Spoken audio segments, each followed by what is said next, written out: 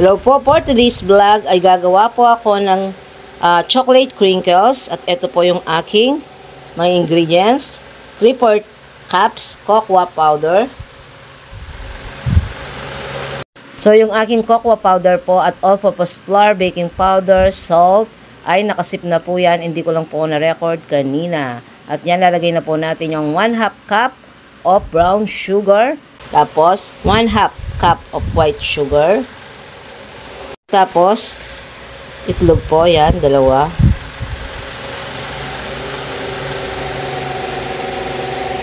Tapos, 1/4 cup oil.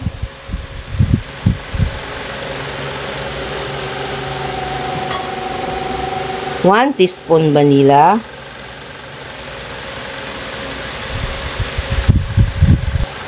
Tapos, salt, 1 teaspoon. Tapos, 1 teaspoon baking powder. So, ngayon, i-mix muna natin. Ayan, mix po natin hanggang matunaw yung ating mga ingredients. Yan, dahil favorite po ng aking mga anak ang mga crinkles. Kaya gumawa naman po ako ng crinkles. Yan, ganyan. Ikot-ikot lang po ang pag-mix sa ating crinkles. O, tsaga-tsaga lang po sa pag-mix nito. Dahil sa kalaunan po ito ay bumibigat lalo na kapag nilagay mo na po yung all-purpose flour. Yan. So, kailangan na po natin ilagay yung ating all-purpose flour. Yan. So, 1 cup po ito. And then, mix again. Yan, hanggang mag-incorporate ang ating mga ingredients. Next, English. English siya. Yan.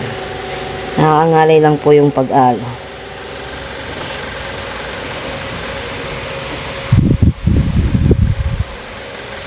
Ngayon, kailangan ko lang palitan yung aking pang-mix. Spatula na po yung aking gagamitin. So, yan po. Gumamit na po ako ng spatula para yung dikit-dikit, makuha natin siya. In fairness, masarap po siya. Hindi po siya nakakaumay. Saktong-sakto lang yung kanyang sangkap. Yan, tumigas na po. Naging sticky na po siya. Yan. So, ngayon, ilalagay ko muna ito sa rep ng 1 oras hanggang 2 oras para hindi po siya mahirap ulmain mamaya. Para medyo tumigas po siya. Kasi pag malambot po siya, mahirap po siyang ulmain or i-mold. Kaya lalagay ko muna sa rep. Sa rep lang po, hindi po sa freezer. Ngayon, tatakpan po natin ng cling wrap. Yan, lalagay ko muna sa rep. Ito na po, tapos na po yung 2 hours. Yan, pwede na po nating ulmain kasi medyo matigas na po yung ating mixture na crinkles. Yan. Patanggalin na po natin yung kanyang cling wrap. At maglalagay lang ako ng konting mantika sa ating gloves para hindi po dumikit yung ating crinkles. So, gagamit po ako ng cup. Yan, ayan, matigas na po siya, oh.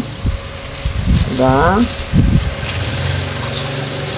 Tapos, bibili lang po natin ng ganito. O, diba? Hindi na siya dumidikit. Kasi tumigas na siya. Tapos po natin bilugin. Yan. Tapos lagay po natin sa confectioner. Ano ito? Confectioner's powder sugar. Yan. Bilog po. Tapos lagay po natin sa ating ito, Ito po yung aking tray. Naglagay na po ako ng parchment paper para po hindi po dumikit yung ating crinkles.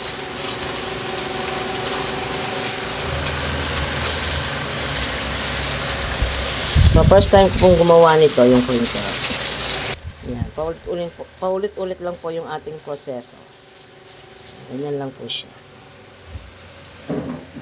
Yan. Hindi po pantay-pantay yung pagkakabilog kasi hindi naman po namin tinitinda to. Kakainin lang po namin.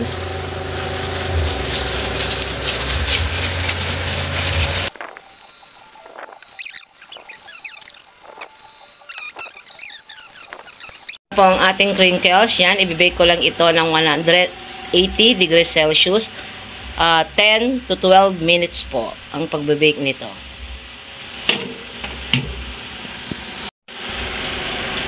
Yan na po yung aking ginawang crinkles, yan, luto na po.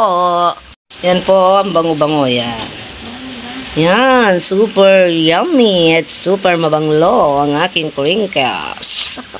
Bigyan ko muna yung ating crinkles bago po namin ito tatakman. Luto na po ang aking ginawang crinkles. Yan. Yung masarap. Sarap, Hanks. Masarap daw, sabi ng pamangkin ko, tsaka yung anak ko.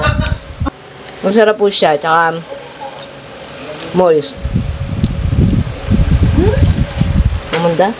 Gum cake lang. Gum cake. Parang cake.